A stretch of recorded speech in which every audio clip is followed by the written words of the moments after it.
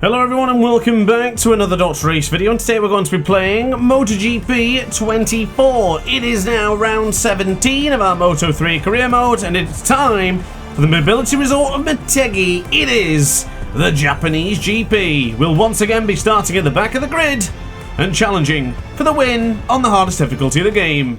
So here we go then, from the aforementioned grid position, we'll gaze our look towards the red lights and away we go. Good start there from the rest of us. Not the best of starts from us from the back of the grid, but I don't doubt that just give it a couple of laps and we'll be right back in it, in the thick of it, as we get a good start there, leaning into the right hand side, giving one of the Gas boys a bit of a nudge. Was that Routledge? I think it may have been, as we go around the outside. No, in fact, Routledge moved teams, didn't he? So, of course, the changes of the Gas teams in effect in our Moto3 career mode as we go around the outside of Luca Lanetta, leaning on Adrian Fernandez, and now we're already up into the top 16. Now we're right behind our teammate, actually, David Munoz. So let's see what David Munoz and I can do together as we dive into one of the toughest braking. So goodness me, that's an aggressive move there from Munoz, pushing. Oh, someone's down there. Who is that? Whoa, someone was down there in a terrible spot there, and for some reason we're under investigation. For what? Oh, I'm off the circuit there ever so slightly as well, touching the apex, touching the grass. Gives us our first track limit warning of the race. What on earth happened between myself and Tatsuki Suzuki? Why did I get given an incident warning? For what? Well, that seems absolutely unfair. Who was it who went down? Was that Danny Halgard who went down? Now, Forasata's been given a long lap penalty. Well, it's all kicking off here in the very first lap here in the Japanese GP. Not a clue what's going on, but something clearly went wrong. I didn't feel like I did anything particularly wrong when I don't even remember bumping into Tatsuki Suzuki. It was David Munoz who made that lunge and made that contact. I had nothing to do with it. So a bit of a bizarre decision to give us a track limit warning, or at least a warning of some description, for 3 or 4 now. Yeah, 3 to go before we get along that penalty. In fact, speaking of the LLP, Taio Forasato, not a clue what he got a penalty for. Didn't quite see it. Well, I wonder if he's going to go for it straight away, as I thought about a lunge there on the CF Moto of Joel Kelso. Didn't quite go for it, but I'll tell you now, I certainly thought about it. Might be able to go around the outside of the Aussie. Here we go into turn 1. Really leaning onto the side of the CF Moto, but he does have the inside line. Quickly changed over again. Yeah, he's still got the advantage for now. Now, just Taio Forasato, who's moving over to the right-hand side there. Is he going to go in for a long lap penalty? He is. He's doing it now. Good to see Taio in there already. Have a look on the right-hand side of your screen, and you can see him diving in there as of yet. Oh, goodness me. There's a third track limit warning. Well, second track limit warning and an additional warning for allegedly making contact with Tatsuki-san. So, here in Japan, there is 2 riders I need and want to beat. They beat me in Silverstone. I didn't even get on the podium at home, so I'm going to make sure that we win here in Japan and ruin their homecoming race for them as well. There goes Jose Antonio Rueda. He a little bit, sorry, in fact, it was actually Otola who went a bit deep. I was able to get that cutback to get to the podium positions for the first time in this race. But there goes Otola again. Has he got the line? Not able to stick it round the outside just yet, but we'll be brave going in to one of the final corners. This is the hairpin curve. We're going to try and go tight to the apex here, and then get on the power early to get the slipstream to catch up to Colin Via, who is not exactly checking out, but he's been keeping a steady lead ahead of Alonso and, of course, ourselves as well. Onto the brakes. This is the second to last corner now into the right-hand side. We'll bring on that power and hopefully lean it into the left to have a pop at David Alonso. Look at him, he looks like he's losing the front there into the penultimate corner, but now into the final corner, the victory corner, aptly named when you go for a lunge there. There's a bit of contact ensued as well on the long straight. Well then, we are pretty much in the best possible position I could have been in after 2 laps. We are right on the precipice of getting the victory. Can we do it? Just realised Alonso and Via have got the exact same boots. But anyway, around the outside for David Alonso. Can we make it 2 for 1? We can't, because Alonso very smartly positioned himself in the middle of the track. Now back up on the inside of David Alonso. This is giving us all the drive we need to take over the lead and to gather the 25 championship points. Is it going to come to fruition here in Japan, just like we drew it up? A choreographed race right now. This is what I was looking for. This is what I was hoping for. Get through on everyone and start proving whilst we should be, or proving the reason why we should be moving up to Moto 2 next season with a decent team. Now, I don't know exactly yet what the answers are for myself, because of course we don't know until the season concludes. But what I can tell you is a couple of riders on the screen right now, they're judging to be either going up to Moto 2 or changing teams entirely. Keen to see what's going to happen. I'd love to see if someone's going to join us to the top step, or excuse me, to the intermediate class. Would be rather cool to bring our rivalry from Moto 3 all the way up to Moto 2, and then possibly all the way up to MotoGP as well. That would be incredibly cool to have something like that happen. So now into the victory corner. I've just noticed that in this lap time we're actually really pulling away now. Found half a second on this lap. Lap 3 concludes and we've got a 0.5 of a second advantage. 1:58.4. Can anyone fight back against your championship protagonist? I think I'd have to say I don't think they will. Taiyo Furusato is currently nowhere. Suzuki's down in 8th. Oh, that's really tight to the apex there. Oh my lord. That was incredibly tight to the apex there. I genuinely felt that I was going to crash then. All that big talk and getting cocky and confident was about to come to bite us in the backside. Thankfully it didn't, and we're alright and we'll manage this advantage. But the gap has come down by half a second. Is this race not over yet, or is it going to be 10-11 laps of pure domination here in Japan? I'd have to think it's the former. I think Colin Vire might come back at me, but it's not really lending itself. He's got to hurry up a bit. He doesn't quite seem to want it as much as we do, it seems. I do really want to get this victory. As I said at the beginning of the video, we weren't able to get the job done in Silverstone at home, and yet the Japanese riders did. So I made it my personal vendetta to ensure we win here today. 0.2 of a second we have lost against our personal best set on the previous lap. Onto the brakes then for the right hander. This is the 90 degrees corner, very tight to the apex. We go under the bridge to then go into the penultimate corner, and then we tackle. Oh heck! Oh hecky thump! The bike went sideways there, ladies and gentlemen. Getting a little bit squirrely upon the brakes and leaning in to the anchors. But how the hell did we improve the lap time? I'm sure we lost half a second in the first sector. Well, this is definitely going to mean an improvement on the lap time then, isn't it? I don't think the AI can compete with this. If that's the way it's going to be, if we're going to churn in laps like that, I strongly don't feel that the AI can fight us back. Now into... Ooh, is that a track limit warning? I got away with it. Wow. I can't believe that we got away with a track limit warning there. Someone in race control, one of the MotoGP stewards, was falling asleep watching the Motegi Grand Prix. 5 seconds is the gap to Suzuki, still down in 8th. Now onto the right hand side. We could actually get ourselves into the 157s here, and I'll tell you this for free, I didn't foresee that happening.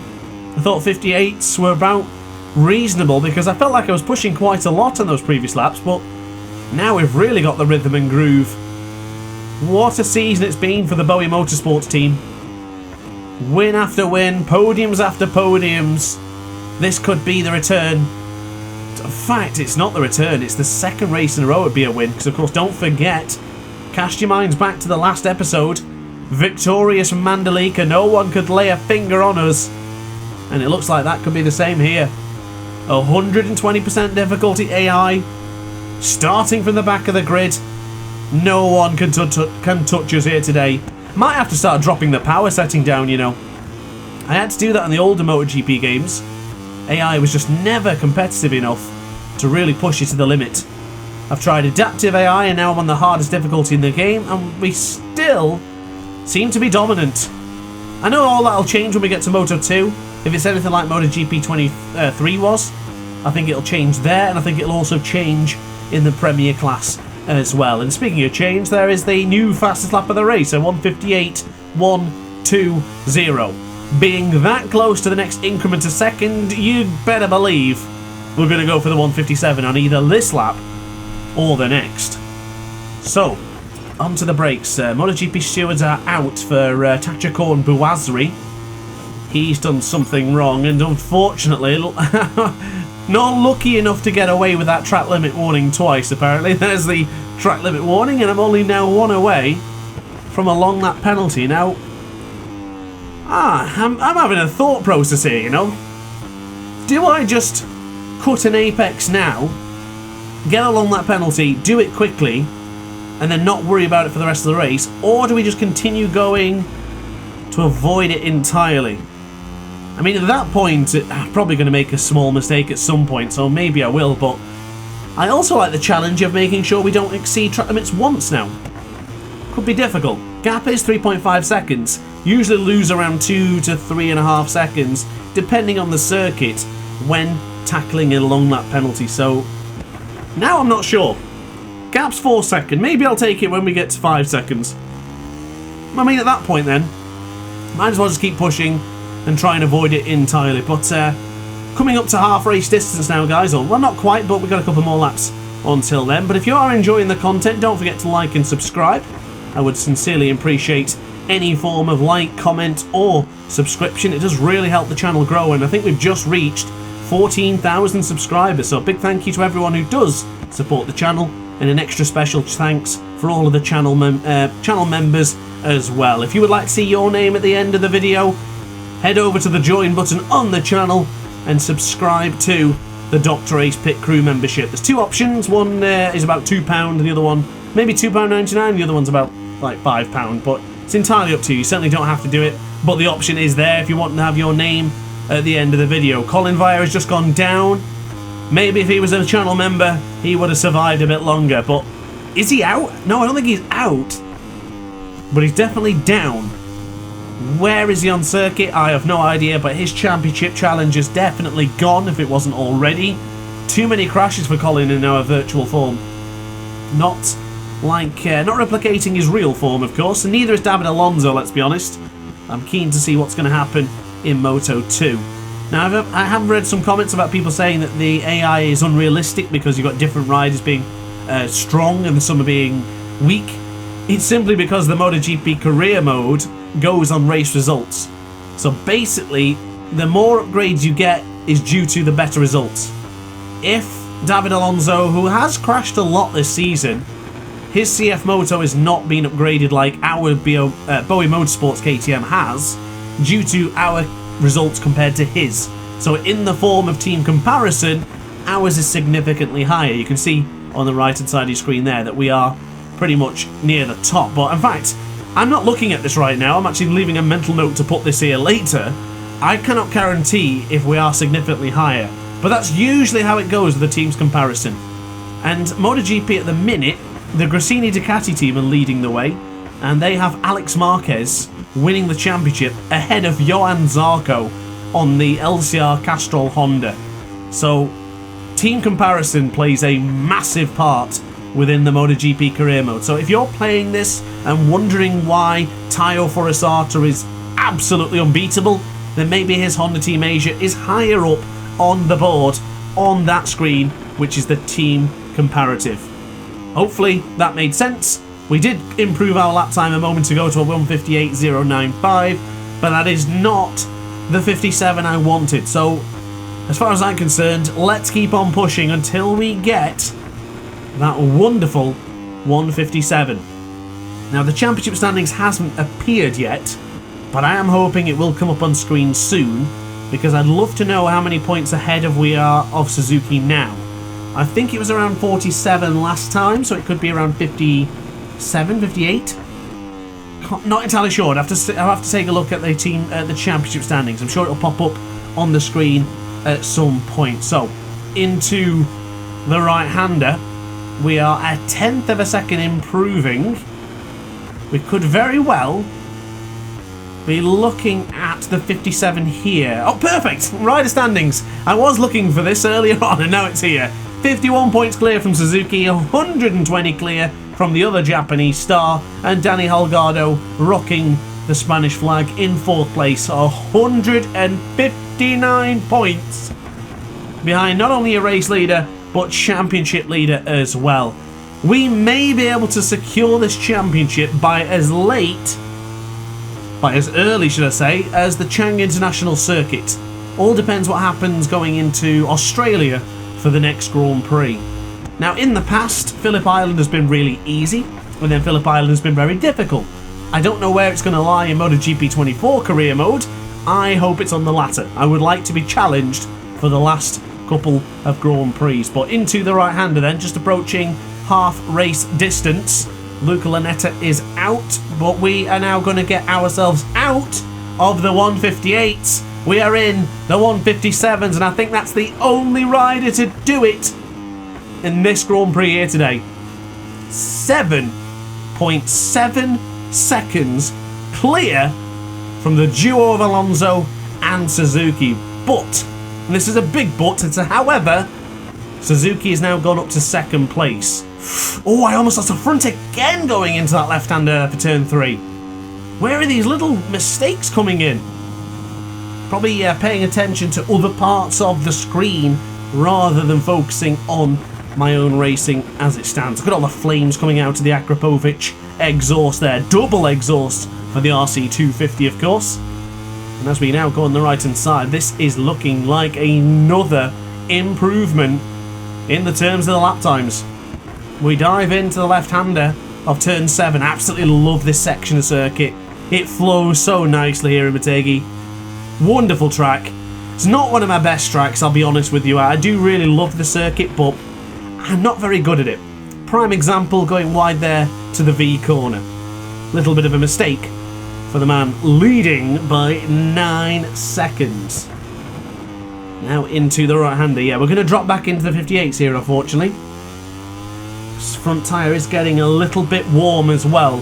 Rear tyre looks absolutely fantastic. The options recommended today were the mediums, but I'm glad we took that gamble with the soft. And into the victory corner. The front end feels really good though, you know. Regardless of it getting warm on the right-hand side, I'd still say it feels really good. And now into the final corner. Victory corner, of course. I'll try and wheelie out of here later on if we're going to get the victory. So across the line then. It is a 1:58.74, and that is a good lap time. And those lap times have been very consistent, haven't they? A deviation of around 5/10 of a second. MotoGP stewards out for Colin Weiss, which definitely is circulating somewhere on the circuit. Heaven forfend where he is, I have no idea. But look at that gap in the map on the bottom left-hand corner of your screen, guys and girls. That's a monumental lead. And the gap, the battle for 2nd place must be where it's at right now. That is where the excitement is coming from. The excitement will be coming for Jose BOE, as he's going to be loving this Grand Prix here today. 9 seconds is the gap now. Absolutely amazing. Thumbs up from me, ladies and gentlemen. The Moto3 machines feel so good around here. 4/10 of a second found now on this lap. Wow, where's this coming from? I was just talking about how the tyres were feeling perfect. They are now. This could be a 10-second win. Look at Tayo Furusato, though. He's securing 3rd place in the championship. I know in real life, Tayo would be absolutely thrilled with that. So as we go on to the brakes. Into the right-hander for the... Yeah, it's going to be an improvement, this, isn't it? I was actually not sure if I was getting that right into the right-hander there. Just went into a bit of a concentration mode for you. But as we go into the 90 degrees corner, braking as late as we possibly dare, doing my level best here to turn into the right-hander. Beautiful, beautiful tight apex that. Actually lost a bit of time in the delta there, but beautiful entry and excellent exit speed has put us right into a spot where we're about to improve the lap time yet again. The 57 felt like I was pushing for. This just feels natural. Cross the line, a 57.473. What a lap time, ladies and gentlemen. We are absolutely crushing it. What can be better? What can be more determined than a rider wanting to rub his opponent's noses in it? I don't think there's anything different. I didn't manage it in Silverstone, and I lost to the Japanese duo. Today, they're going to be looking at me thinking, what could have been in Silverstone if only the game didn't give me that penalty for running off the circuit. I don't know if you've seen that episode yet, but basically I had a monumental save. I ran off the track, rejoined, and I got a long lap penalty. They classed it as a track limit warning. Also doesn't help the fact that I then punted Colin Boyer out of the Grand Prix as well. But I took a long lap penalty for that, and it was well deserved. Possibly a double long lap penalty, to be quite honest. It was quite the hit. And it was a clumsy mistake. It wasn't anything egregious, it was just a clumsy error. I would say I'm quite aggressive with 120% AI, but I don't think I'm dangerous. Maybe I am. I don't feel that way, but maybe that is the case. But onto the brakes now. My attention is drawn to the delta, top right hand corner of your screen. We might still get into the 57s here. No, it doesn't really matter, but you better believe I want to keep my streak of a 57 lap time intact. We'll see what happens. On into the right hand side then. There is the 90 degrees corner. A country mile ahead of the competition. Half a second down on the delta. We might just... oh, no, we're not. Oh, look at it. Look at that gap. Yeah, I was totally wide there. I was trying to go for the Marquez lunge on Dovi, I think, because we lost all that time, and that will put us back into the 58.2s. But the craziest thing there is a couple of laps ago I would have been happy with that lap time. Now I'm disappointed. It's amazing how things change throughout a Grand Prix. Stefano Neppa's in 6th place. That's a rider I very much like, and I would really like to see him do well in Moto3. Of course, he got dropped on it. Whoa, what the hell? Ah, did I touch the... I touched the circuit. Oh, wow. Yeah, I touched the white line, didn't I, upon the brakes. I didn't even pay attention to that. It's very similar to Sokol, when you lean into the right-hander and the track actually goes back in tight. Same as Qatar as well when you're on the right-hand side for turn 2. Just didn't pay attention to that. Okay, a long lap penalty on the next lap then. I have never done a long lap penalty here. Now, beginner's luck, and I think it was at Assen. I had a very good long lap penalty there. Had a decent long lap penalty in...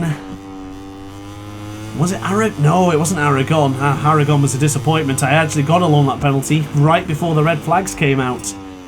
But there was another circuit as well that I did a long lap penalty on. Red Bull Ring of Austria didn't go too well. Silverstone, I think the long lap penalty went alright in that, and those were in the wet conditions as well. So not quite as good as I would have wanted there, but I don't know what the long lap penalty is like here. I think it's very short. Yeah, judging on the graphic, it's there in turn 3. I'll have to try it. Just see what happens. I've got 10, almost 11 seconds of advantage to Tatsuki-san. And Tayo. In fact, Tayo was right there with him as well. And Tayo could do me a big favour here. If he can finish ahead of his compatriot, I might have an opportunity to extend my championship lead by a further 4 championship points. Quick reminder, 25 points for me in first place, Suzuki 20 points for second, and in third place, Tayo Furusato would be earning 16 championship points. So as you see, that's a big of a difference. We've taken 9-point advantage rather than the 5. So it's certainly something to bear in mind. Excuse me as I swallowed my tongue a bit there, but now onto the brakes. Here we go then. Not actually slowing down quick enough for that long lap penalty, but into the tight apex, quickly manoeuvring the KTM. Beautifully done. Absolutely wonderfully done as we now go firing out of the... Is that another track limit warning? I think it might be. Did I get away with it? Almost as bad as Quattraro's long lap penalty in Jerez the other year.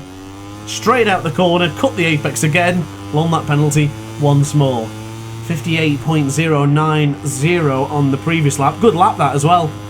Getting back into the 157s was close. But for the last 3 laps, I think this is smooth sailing, isn't it? As a Steam invite has just popped up onto the screen. I've got another new friend request. I'm getting quite a lot from you guys at the moment. Just let me know that you're a fan of the channel, because I don't want to... I tend to not accept anyone who adds me that doesn't play MotoGP or Ride, because I'm not sure if that's a real fan or not. I have had those random ones in the past where someone adds you and then just says, can you buy me a game? Or I want this game, let me have it, you know what I mean? So they tend to get blocked on Steam, but yeah, for anyone who is a MotoGP fan, yeah, go ahead and you can add me on there. That way I can get you involved in the races when we do go online together. 8.8 is the gap as we lunge into turn 11. 8.6 is now the gap. Tatsuki Suzuki, could he, on the last 2 laps, chuck in lap times 4 seconds quicker? Possibly if we do another long lap penalty. But that's not happening. We're not doing another long lap penalty now. Across the line, that was a 2-minute lap. Disappointing lap time. But without the long lap penalty, we lost around 2.5 seconds. It still put us on a decent performance, but not a good lap nonetheless. This is the penultimate lap then, guys and girls. I do hope you've enjoyed the video so far, and I certainly hope you've enjoyed the commentary as well. Of course, as you know, started my commentary job at the weekend with Emra, and I'll be commentating at Mallory Park from now on. So if you do go to Emra and you hear my dulcet tones, let me know, and it'll be a pleasure to meet up with the aces and the fans of the channel. So into turn 5. Under the bridge we go. I just had a thought of a possible edit for the video. I won't do it because I think it'll be distracting. But do you remember back in the day when the riders used to go through those bridges and the signal would cut out? So then you wouldn't get a clear picture, it'd all go fuzzy. I do recall that. And I also recall Cal Crutchlow running out of fuel underneath the bridge. That could have been 2013, but to be honest, I don't really remember. I've got a decent memory when it comes to MotoGP, but I always tend to remember random things that just pop up out of nowhere. Like Carol Haneke taking his anger and frustration out on a rider in her ref. Race had finished and he flew into the turn 1 and just took someone out on the cool down lap. That's how my mind tends to work. Random factoids and random moments of just pure rubbish memories, I guess we could say. Anecdotes from MotoGP, let's say. Under the bridge then for the penultimate time of asking. We'll go again once more on the conclusion of this lap. It's going to be another bad lap time, but at this point, does it matter when you're leading by 8 whopping seconds? Across the line, the Japanese fans will probably be disappointed here today, but Suzuki has kept the gap somewhat stable around 47 points. The gap was oscillating, or championship lead was oscillating a couple of times, but now it will come to its conclusion. We are potentially 2 victories away, not including today, from being a Moto3 World Champion. Track limit warning. There's that metaphorical slap on the wrist again for abusing the track limits into turn 3 and turn 4. Danny Holgado. Track limit warning. Was it him who crashed out earlier then? It must have been. It all happened so fast that it was hard to see who it even was that went down. Forasato got a long lap penalty as well, but I don't know what that was for. Did he cause the crash? But it never said he was involved with an incident. It just said I was involved with one because I hit Tatsuki-san, which I don't remember doing.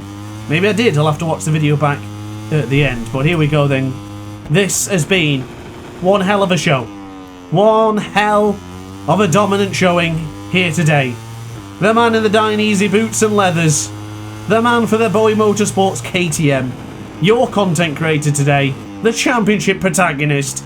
Leading the way. Dominating here in the Japanese GP. In the rivals' back garden.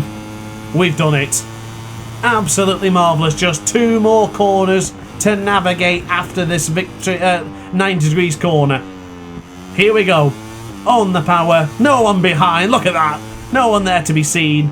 Into the left hand side for 12, again in the left for 13, back once more for 14, and that is it. Big wheelie for... oh, I can't get the front wheel up. I cannot seem to wheelie with these Moto3 bikes. Never mind, eh? 25 points is still 25 points, no matter if you wheelie or you don't. So there it is then, guys and girls, achievement unlocked for winning here in Motegi. Quick screenshot for me in my archives, and there is the result. 9 seconds clear from the Japanese riders, both Suzuki and Furusato. I think we know the championship standings, but let's take a look nonetheless. And yeah, 47 points clear from Suzuki, 112 clear from Furusato, and the gap from there is monumental. So guys, thank you very much for watching the video. I certainly hope you enjoyed. I will leave you now with the final part of the screen, and I'll say ciao for now and see you tomorrow. Guys, like and subscribe, leave a comment as well. Ciao for now. Oh hi, didn't quite see you there. Good to see you're still here. If this video didn't quite set your appetite, then why not watch some more DrAce content by clicking the video shown on screen now. Furthermore, if you would like to follow me on social media, you can do so now with the links down in the description. Consider subscribing so you don't miss a single DrAce video.